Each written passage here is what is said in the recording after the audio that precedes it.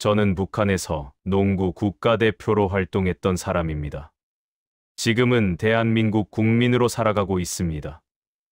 오늘 제 이야기를 들려드리려고 합니다. 저는 1985년 함경북도 청진시에서 태어났습니다. 북한에서는 출신 성분이 모든 걸 결정합니다. 출신 성분이란 집안의 계급을 말하는데 크게 핵심 계층, 동료 계층, 적대 계층으로 나뉩니다. 저희 집안은 동료 계층이었습니다.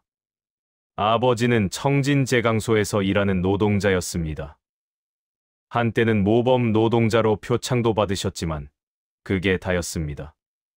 어머니는 집에서 텃밭을 가꾸며 근근히 살림을 꾸려가셨습니다. 배급이 끊긴 지 오래라 장마당에서 두부를 만들어 팔기도 하셨습니다. 동료 계층이라는 건 쉽게 말하면 중간 계급입니다. 당에 충성스럽지만 완전히 믿을 수는 없는 계층이죠. 할아버지가 6.25 전쟁 때 월남한 친척이 있다는 이유로 이런 분류를 받았습니다. 그 때문에 아버지는 평생 승진도 못하셨고 저도 평양에는 갈 생각조차 못했습니다. 하지만 제게는 특별한 재능이 하나 있었습니다. 길이였습니다. 14살 때 이미 180cm가 넘었습니다. 청진시 체육지도원이 저를 발견했습니다. 키가 크면 출신 성분을 보완할 수 있다는 말을 그때 처음 들었습니다. 북한에서 국가대표 선수라는 건 여러분이 생각하시는 것보다 훨씬 특별한 지위였습니다. 특히 출신 성분이 좋지 않은 집안에서는 스포츠가 유일한 출세의 길이었습니다. 키가 190cm가 넘었던 저는 16살 때 평양체육단에 발탁됐습니다. 그날 아버지가 우셨습니다. 우리 집안에서 평양에 가는 사람이 나올 줄이야. 어머니는 제 손을 꼭 잡으며 말씀하셨습니다. 당에 충성하거라. 그게 내가 사는 길이다. 그때만 해도 저는 제가 얼마나 운이 좋은지 몰랐습니다. 국가대표 선수들은 평양 시내 아파트에 살 수 있었습니다. 일반 주민들이 하루에 몇 시간밖에 못 쓰는 전기를 우리는 하루 종일 쓸 수 있었습니다. 배급도 다른 사람들보다 2배는 많이 받았습니다. 쌀밥을 먹을 수 있다는 게 얼마나 큰 특권인지 남한 분들은 상상도 못 하실 겁니다. 훈련은 혹독했습니다. 새벽 5시에 일어나 저녁 9시까지 훈련했습니다. 하지만 불평할 수 없었습니다. 이게 제 가족을 먹여 살리는 유일한 방법이었으니까요. 경기에서 지면 사상 교육을 받아야 했습니다. 혁명 정신이 부족해서 졌다는 식이었죠. 2010년쯤이었을 겁니다. 저희 팀이 중국 연변에서 열리는 친선 경기에 참가하게 됐습니다. 그게 제 인생이 바뀌는 시작이었습니다. 중국에 가서 본 것들은 충격 그 자체였습니다. 길거리에 자동차가 그렇게 많을 수가 없었습니다. 상점마다 물건이 가득했습니다. 무엇보다 놀라웠던 건 밤이었습니다. 밤 10시가 넘었는데도 거리가 대낮처럼 환했습니다. 가로등이 끝도 없이 이어져 있었습니다. 숙소 TV를 몰래 틀어봤습니다. 중국 방송에서는 남한 드라마가 나오고 있었습니다. 화면 속 서울은 평양보다 훨씬 발전되어 있었습니다. 그동안 배웠던 모든 게 거짓이었다는 걸 그 순간 깨달았습니다. 중국에서 돌아온 뒤 저는 다른 사람이 되어 있었습니다. 훈련장에서 볼을 잡고 있어도 자꾸 중국에서 본 것들이 떠올랐습니다. 밤마다 잠을 이루지 못했습니다. 어느 날 훈련을 마치고 집으로 돌아가는 길이었습니다. 평양 외곽 지역을 지나가는데 한 아이가 쓰레기통을 뒤지고 있었습니다. 10살쯤 돼 보이는 여자아이였습니다. 뼈만 앙상하게 남은 몸으로 무언가를 찾고 있었습니다. 그 순간 깨달았습니다. 제가 누리는 특권은 저 아이의 고통 위에 세워진 것이라는 걸.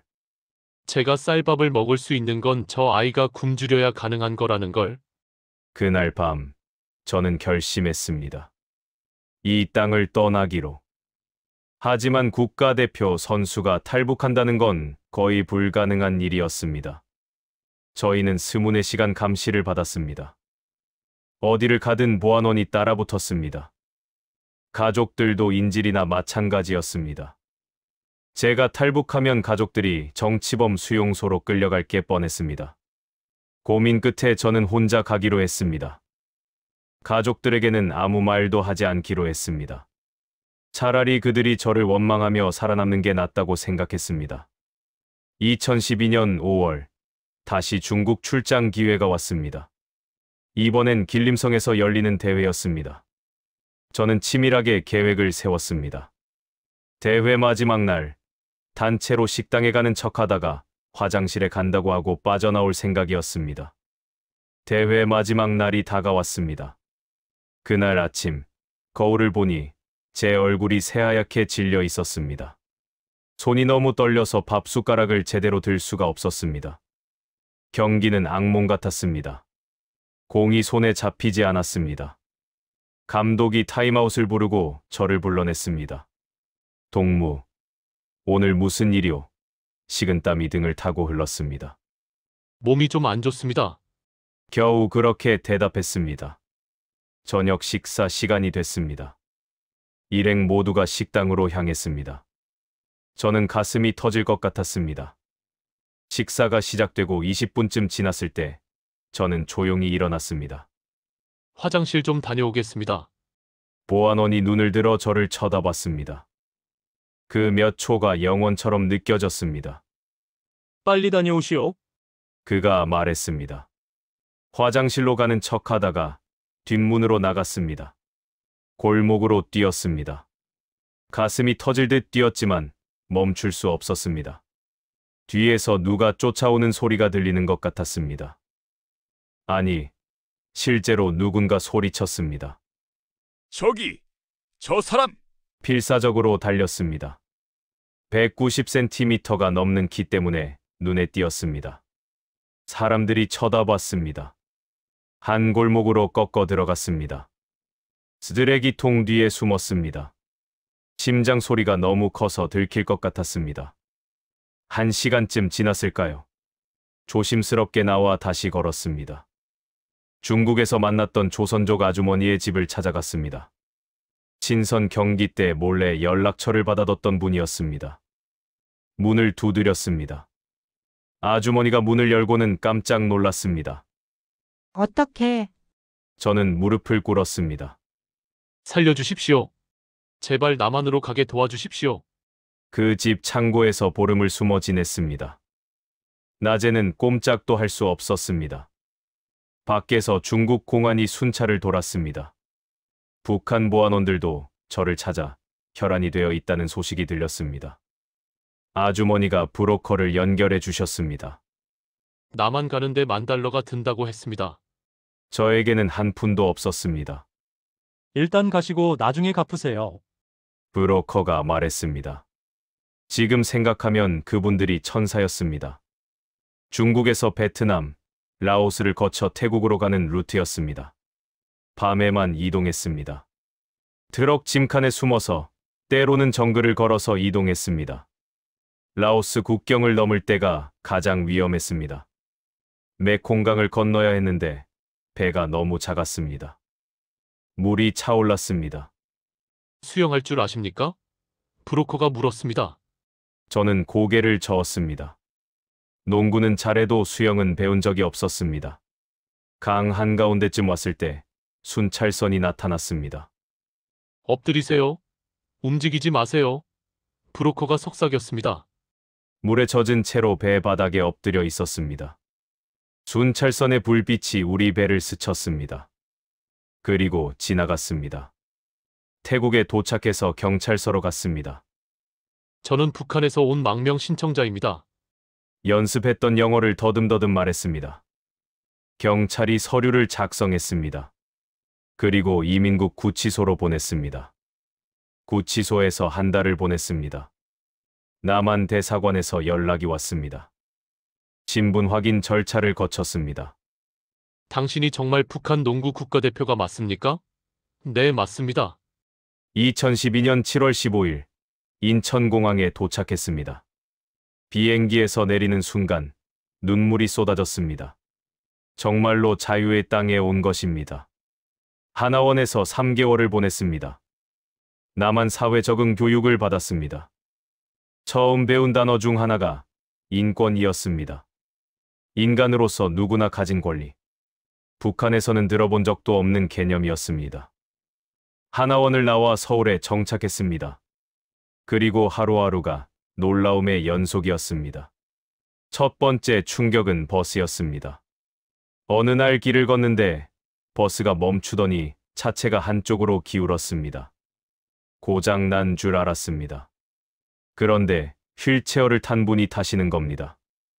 버스가 낮아져서 장애인이 쉽게 탈 수 있게 만든 거였습니다. 북한에서 장애인은 사람 취급도 받지 못합니다. 평생 방 안에 갇혀 지내다가 죽습니다. 장애인 앞에서 대놓고 욕을 합니다. 그게 당연한 일이었습니다. 그런데 이 나라는 달랐습니다. 지하철마다 휠체어 리프트가 있었습니다. 점자 블록이 깔려 있었습니다. 심지어 정부에서 장애인에게 전동 휠체어를 지원해 줬습니다. 장애인분들이 그걸 타고 거리를 활보하는 걸 보며 생각했습니다. 아, 이게 인권이구나. 두 번째 충격은 TV 프로그램이었습니다. TV 동물농장이라는 프로그램을 우연히 보게 됐습니다. 다친 고양이를 병원에 데려가 치료하는 내용이었습니다. 주인도 없는 길고양이를요. 멍하니 화면을 바라봤습니다. 북한에서는 수의사라는 직업 자체가 없습니다. 사람이 다쳐도 병원에 갈 수 없는데 동물을 치료한다니요? 상상조차 해본 적 없는 일이었습니다. 사람이 죽어도 관을 못 쓰고 땅에 그냥 묻는 게 북한입니다. 그런데 이 나라는 동물 하나하나를 소중히 여기는 거였습니다. 길을 걷다가 더 놀라운 걸 봤습니다. 유모차에 강아지를 태우고 가는 사람이 있었습니다. 처음에는 아기인 줄 알았습니다. 가까이 가보니 작은 개였습니다. 옷까지 입혀서 아기처럼 소중하게 돌보고 있었습니다. 그 순간 정말 까무러칠 뻔했습니다. 북한에서는 개를 키우는 사람이 단 한 명도 없습니다. 다들 배가 고파 죽어가는데 개를 키울 여유가 어디 있겠습니까? 개를 보면 잡아먹을 생각부터 했습니다. 그런데 이 나라 사람들은 개를 가족처럼 대했습니다. 애완동물 병원, 애완동물 미용실, 애완동물 호텔까지 있었습니다. 한 생명을 이렇게까지 소중히 여기는 사회가 있다니. 세 번째, 그리고 가장 큰 충격은 밤이었습니다. 첫날 밤, 숙소 창문을 열었습니다. 그리고 눈물이 쏟아졌습니다. 도시 전체가 빛나고 있었습니다. 끝도 없이 이어지는 불빛들. 건물마다, 거리마다, 집집마다 환하게 빛나고 있었습니다. 북한은 밤이 되면 암흑천지가 됩니다. 평양을 제외하고는 가로등이 있는 곳이 단 한 곳도 없습니다. 중국산 손전등 없이는 밤에 화장실도 못 갑니다. 칠흑 같은 어둠 속에서 사는 게 북한입니다. 그런데 남한은 밤이 더 아름다웠습니다. 네온 사인이 빛났습니다. 가로등이 끝없이 이어졌습니다. 밤 12시가 넘어도 환했습니다. 편의점은 24시간 불을 밝히고 있었습니다. 전기요. 그냥 전기였습니다. 하지만 그 전기가 얼마나 큰 의미인지 남한 분들은 모르실 겁니다. 전기는 문명입니다. 전기는 자유입니다. 전기는 인간다운 삶입니다. 한국에서 살면서 계속 생각했습니다. 왜 북한은 저렇게 되었을까? 왜 같은 민족인데 이렇게 다를까? 답은 간단했습니다. 한쪽은 사람을 귀하게 여기고 다른 한쪽은 그렇지 않았던 것입니다. 남한은 장애인을 위해 버스를 만듭니다. 동물의 생명도 소중히 여깁니다. 밤에도 환하게 불을 밝혀 사람들이 안전하게 다닐 수 있게 합니다. 이 모든 게 사람을 위한 것입니다. 북한은 오직 권력자 한 사람만을 위합니다. 인민은 도구일 뿐입니다. 장애인은 쓸모없으니 버려집니다. 동물은 말할 것도 없습니다. 전기조차 평양의 특권층만 쓸 수 있습니다. 저는 국가대표였습니다. 특권층이었습니다. 하지만 그게 진짜 삶이 아니었습니다. 제가 누린 것들은 다른 사람들의 고통 위에 세워진 것이었습니다. 한국에 온 지 이제 10년이 넘었습니다. 농구는 더 이상 하지 않습니다. 지금은 작은 체육관에서 아이들에게 농구를 가르칩니다. 월급은 북한에서 국가대표로 받던 특별 배급보다 못할지 모릅니다. 하지만 이게 진짜 제 삶입니다. 제자들을 볼 때마다 생각합니다. 이 아이들은 제가 북한에서 봤던 그 아이들과 다르지 않습니다. 똑같이 10살이고 똑같이 뛰어노는 걸 좋아합니다. 다만 이곳에서 태어났다는 이유만으로 이 아이들은 꿈을 꿀 수 있습니다. 저는 매일 밤 창문을 엽니다. 그리고 빛나는 도시를 바라봅니다. 이 불빛 하나하나가 얼마나 소중한지 압니다. 이 평범한 일상이 얼마나 귀한지 압니다. 가끔 북에 있는 가족들을 생각합니다. 엄마, 아버지, 여동생. 그들이 제 때문에 얼마나 고생했을지 생각하면 가슴이 찢어집니다. 용서해달라고 말할 수도 없습니다. 연락조차 할 수 없습니다. 하지만 저는 압니다. 제가 여기서 잘 사는 것, 그게 그들에 대한 최선의 보답이라는 것을. 언젠가는 북한 땅에도 이런 불빛이 가득하기를 바랍니다. 장애인도 당당히 거리를 다니고, 동물도 소중히 여겨지고, 모든 집에 전기가 들어오는 그날을 꿈꿉니다. 여러분, 저는 운이 좋았습니다. 키가 커서 농구를 했고, 국가대표가 되어 중국에 갈 수 있었고, 그래서 탈북할 기회를 잡았습니다. 하지만 지금도 북한에는 2천만 명이 넘는 사람들이 어둠 속에서 살고 있습니다. 그들은 인권이라는 단어조차 모릅니다. 장애인을 위한 버스가 있다는 것도, 동물을 치료하는 병원이 있다는 것도, 밤에 환하게 불을 켤 수 있다는 것도 상상조차 못합니다. 저의 이 이야기가 그들을 기억하는 계기가 되었으면 합니다. 우리가 당연하게 여기는 이 모든 것들이 얼마나 귀한 것인지 다시 한번 생각해보는 시간이 되었으면 합니다. 자유는 공짜가 아닙니다. 인권은 저절로 주어지는 게 아닙니다. 이 땅의 민주주의는 수많은 분들의 희생으로 이루어진 것입니다.